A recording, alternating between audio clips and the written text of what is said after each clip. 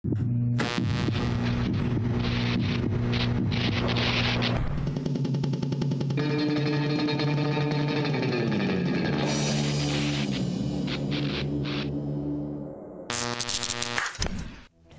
I'm Jessica Grace and welcome to Pulse Television. Each week we'll be sharing the people, places and culture of the Geelong region. Join us as we uncover the hidden gems in your backyard. On tonight's show, we go to the You Yangs, meet a tea master, talk to Frank Costa, discover vintage cloth, rock climbing in Geelong, and then the latest country singing sensation, Ashley Dallas, sings for us. First up, here's Cornelius at the You Yangs with Uncle David, an Aboriginal elder.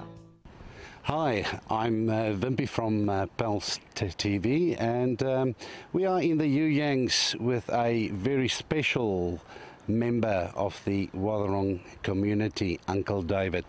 Welcome here, Uncle David. Can you please tell us a little bit, what's the significance of the big rock and the area that we are here at the You Yangs?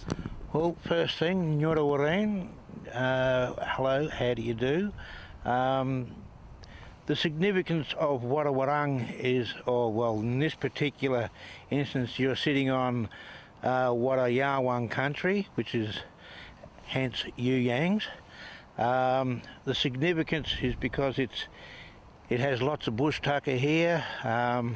There's several caves as well. There's also over yonder is a waterhole. We're not sure how old that waterhole is, but it was actually placed there. But that's not the only one. There are several around this area. All sorts of bush tucker grows here, like you've got the wattle. So you've got your wattle, as you can see, a bit there. You melt that or with the heat from the fire so it's nice and soft, and then you can start chewing it, and that'll unblock you or block you, whichever way, whatever's happening with inside.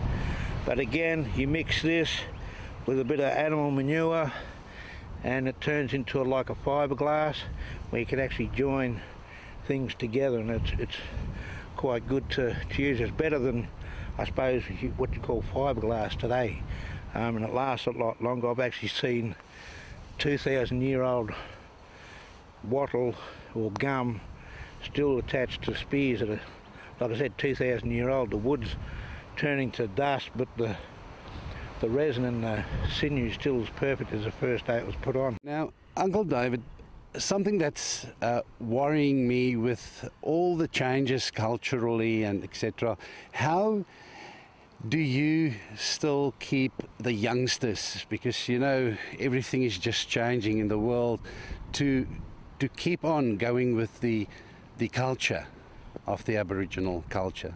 Well, what we do is we have our own children's services, playgroups, kindergartens, and through them we instill the cultural pride by, giving them stories and telling the stories, the old stories, and as well as using language, so that they get to learn a bit about the old ways, and hopefully as they're growing up they want to learn more. Get to a certain age they learn certain things, and we also teach them to dance, passing on knowledge and instilling pride in our children so that they will continue to want to learn.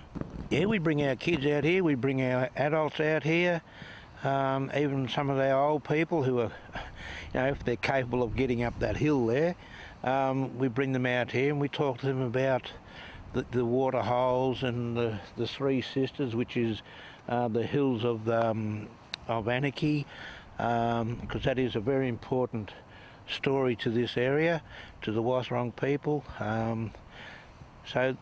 All things have a connection to one another.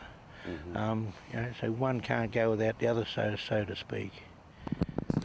No, that's it, folks, and that was Uncle David, and he just touched a little bit on the Aboriginal culture and this area. And it's Wimpie van Vuren here for Pulse TV. How lucky we are to have such beautiful places like the You Yangs so close to Geelong. Now here's Lisa at the Tea House in the Coffee Cartel Breakwater. Good evening, I'm Lisa from Pulse Television. On radio, Sharon Johnston, Tea Master, invites us to open a new door. This is that door. We're at the Tea House at Coffee Cartel, so if you're bored with your ordinary tea bag jingle, then come along and get some tea inspirations when Sharon is giving us an exclusive tour. Come along. Welcome to Pulse Television. Thank you very much. I'm a great supporter of Pulse. Would you like to tell us a little bit about your journey about becoming a tea master and the training that you do to make other tea masters in Australia? Yeah, sure. I did a lot of travelling around the world, and I worked overseas for 6.5 years, where I noticed that every time you would sit down to have a business meeting, it was broken with tea or coffee. Normally tea, because of the countries I worked in, so I experienced lots and lots of flavours in tea.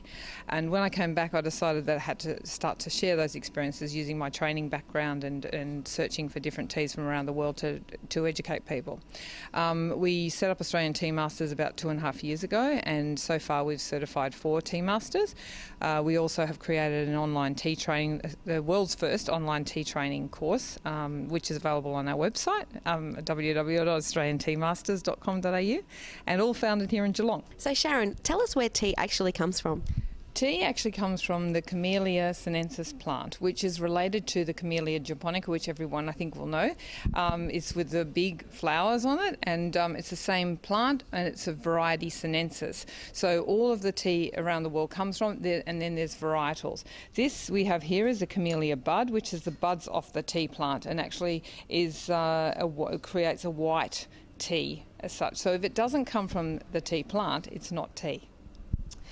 Sharon clearly knows lots about tea. How do we find out more, and how do we get more of your information from you? You're welcome to come down here at Cartel Tea, and we can show you lots and lots of different teas, including our famous Tea Masters breakfast, which we blend here in-house. I've heard on good authority that's a good blend. Shall we do a little tea ceremony? Sure, why not?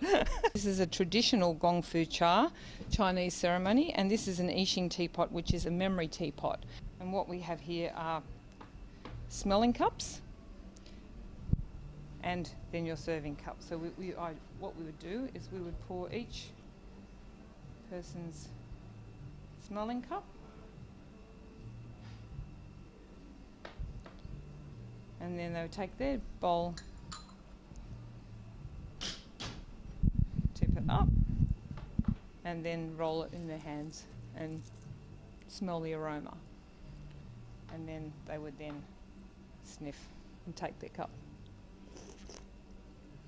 And we would slurp that so we could get the full fruity aromas of this particular oolong. What we have here is a Japanese matcha bowl, specially made to serve in matcha, which is a green tea powder from Japan. So with the matcha, you would whisk it until you get a beautiful foam on top. Beautiful coloured foam, and then we drink it. Enjoy! This is an antique blending kit.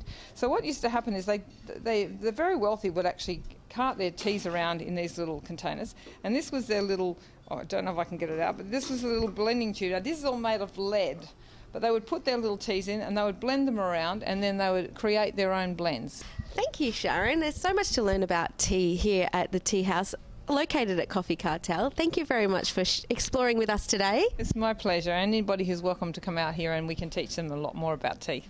So go and pop the kettle on, but get down here first and select your favourite teas. I'm Lisa from Pulse Television from Tea House at Coffee Cartel. See you later.